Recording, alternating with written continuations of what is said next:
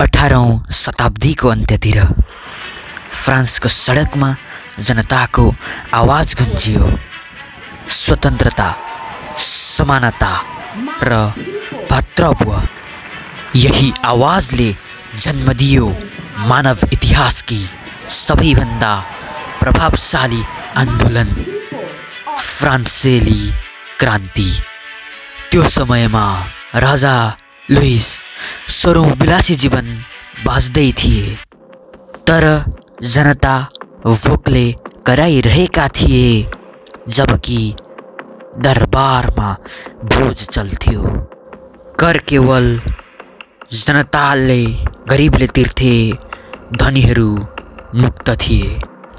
14 जुलाई सन् 1789 जनताले ब्यास्टिल जेलमाथि हमला गरे।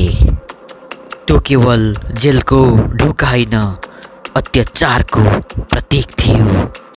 यहीबाट सुरु भयो फ्रान्सेली क्रान्ति।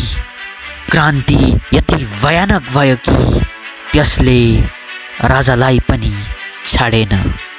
राजा लुइस 16औंलाई दोषी ठहर गर्दै गिलोटिनमा मृत्युदण्ड दिइयो।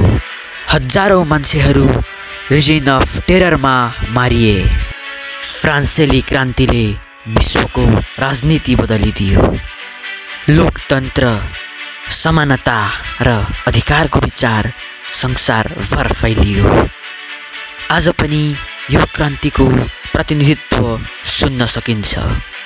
फ्रान्सेली क्रान्ति केवल इतिहास होइन, एउटा चेतना हो।